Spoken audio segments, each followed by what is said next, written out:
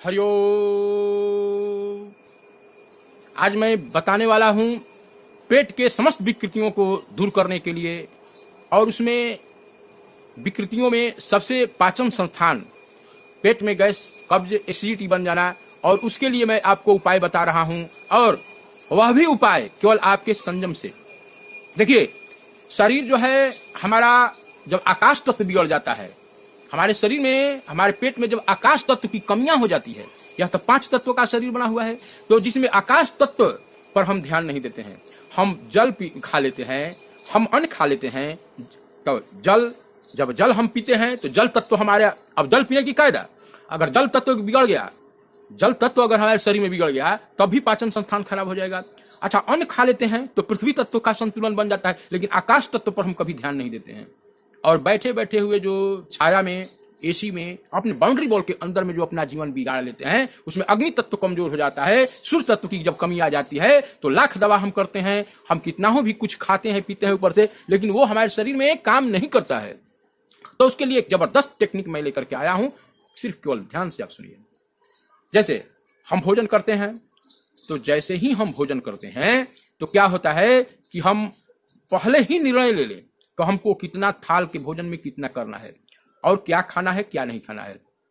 सबसे ज्यादा उसमें गरिष्ठ क्या होता है? चावल और रोटी होता है।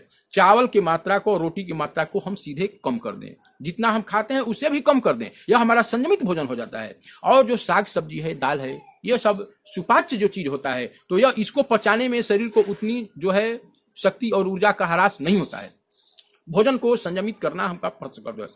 तो जैसे ही हम भोजन अपने इच्छा से पूरा भर पेट भोजन नहीं करते हैं, अगर आधा पेट भोजन करते हैं, और 40 मिनट के बाद, यानी 1 घंटा के बाद जैसे ही हम पानी पीते हैं, तो जैसे ही अगर आधा भोजन करते हैं तो हमारे शरीर में खाली जगह हो गया। तो जहां खाली जगह हो जाएगा तो क्या हो जाएगा? आकाश तत्व हो जाएगा।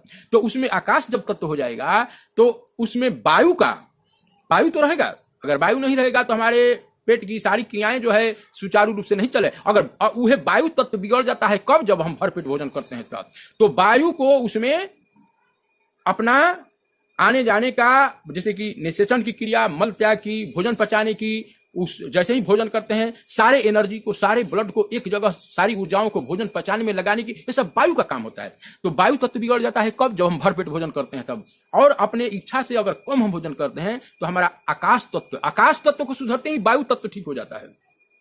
अच्छा, अब जल तत्व, उसमें पानी भी पीते हैं, पानी का जगह भी मिलता है और पानी बढ़िया से काम करता है। तो पानी हमको अपने इच्छा के अनुसार ज्यादा नहीं पीना है। हम पानी घुट घुट करके जब पीते हैं तो जीभ से जो लार्वा होता है, जो पाचन करने की क्षमता है, तो पानी के साथ जो घुल करके जाता है तो हमारे पित्त का समन होता है, पित्त के बैलेंस करता है, तो हमारा पेट का पाचन तंत्र उससे मजबूत हो जाता है। तीसरा क्रिया, और सूर्य की रोशनी में, सुबह की सूर्य की रोशनी हमको 10-20 मिनट लेना अति आवश्यक है। इससे क्या होता है कि अग्नि तत्व हमारा जो है सुधर जाता है। अग्नि तत्व को सुधरते, आकाश तत्व, जल तत्व को सुधरते ही हमारे शरीर का पूरा बैलेंस, जो कफ पित्तवात अपना बैलेंस में आ जाता है। और कुछ दिन तक के प्रयोग करके देखिए, इसमें क्या जाता है। भोजन करने के बाद बिल्कुल पानी पीना बंद कर दीजिए। आप पहले निश्चित कर लें कि थाल में हमको कितना भोजन करना है, तो थोड़ा उसे कम कर लीजिए, और कम करने के बाद में फिर पानी को धीरे धीरे पीजिए। सुबह में आप गुनगुना पानी का जरूर इस्तेमाल कीजिए। आपको आपका पाचन संस्थान, आपके शरीर में अर्थराइटिस, गठिया, साइटिका, सब में जो है आराम देने वाला है। छोटे छोटे नुस्खे को जो हम इस्तेमाल में करते हैं, चाय कॉफी बिल्कुल बंद कीजिए। चाय और कॉफी जो है आपको पता नहीं है ये आपके शरीर को कितना हानि पहुंचाने वाला है।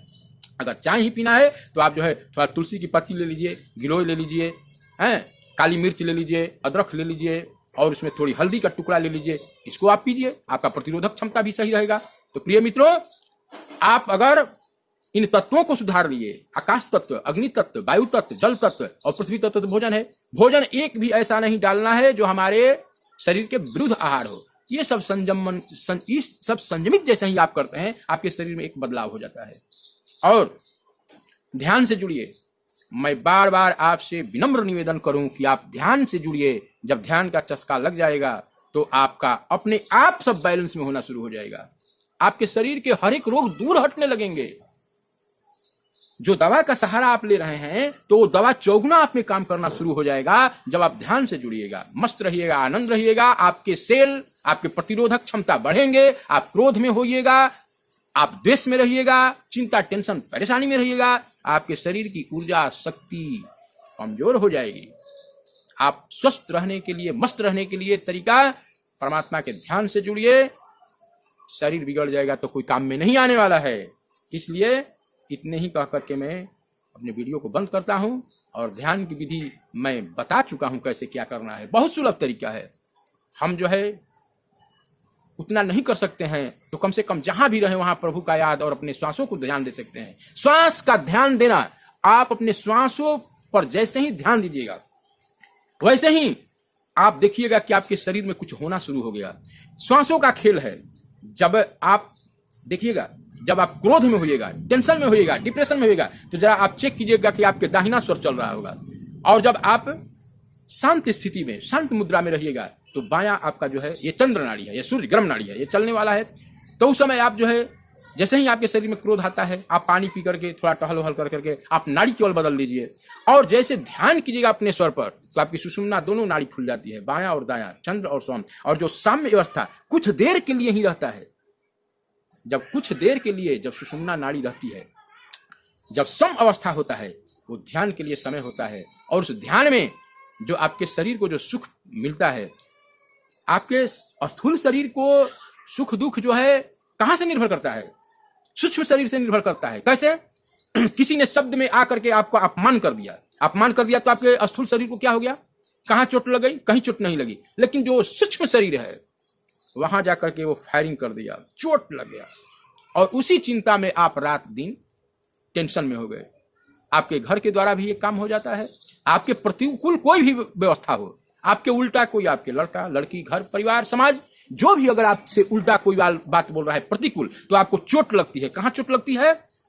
सूक्ष्म शरीर में।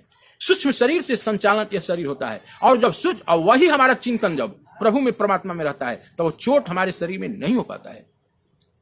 उस समय हम आनंद रहते हैं, मस्त रहते हैं, शब्दों की स्थिति से पार रहते हैं। उसका बोलना, उसके द्वारा अपमानित किया जाना, किसी के द्वारा कटु बोलना, हमारे शरीर पर उसका असर नहीं रहता है। इसलिए कि हम जो है खुद सूक्ष्म शरीर में रहते हैं, सूक्ष्म शरीर के चिंतन में रहते हैं। और ये बहुत बड़ी एक कामयाबी हो जाएगी। भगवान करें अगर आपको एकांत में रहने का अगर आदत लग गया, एकांत में रहिए, अपने श्वासों को देखिए, गुरु पर ध्यान कीजिए। क्या है संसार में? हम 24 घंटा अपने मन को भुलवाते हैं। जिस तरह से एक शराबी शराब के माध्यम से, नशा के माध्यम से अपने मन को भुलावा में डाल करके अपने को सुखी महसूस करता है, उसी तरह से हम टीवी में, मनोरंजन में, मोबाइल में, गलत चित्रों में अपने मन को रंजन करते हैं, भुलावा देते हैं। लेकिन जब हम अपने आप से परिचित होते हैं, जब अपने आप में हम डूबते हैं सूक्ष्म शरीर से, जब अपने आप में मगन हो जाते हैं, मैं तन भी नहीं हूं, मैं मन भी नहीं हूं, मैं आत्मा हूं, जिस आत्मा के चलते ये मेरे शरीर का सभी श्रृंगार है, अगर मेरा आत्मा निकल गया तो कुछ भी नहीं है। ध्यान से जुड़िए, मस्त रहिए, स्वस्थ रहिए और अपने कामों में व्यस्त रहिए। कर से कर्म करो विधि नाना, किसी ने रोका नहीं हुआ है। आप अपने काम को बहुत अच्छे ढंग से रहिए, लेकिन काम को कीजिए परमात्मा पर समर्पण करके। और मन राखो जहां कृपा निधाना, मन अपने गुरु गोविंद में रहिए। आप बिल्कुल स्वस्थ रहिएगा, मस्त रहिएगा और पेट पर ख्याल कीजिए और नींद पर। हरिओम तत्सत।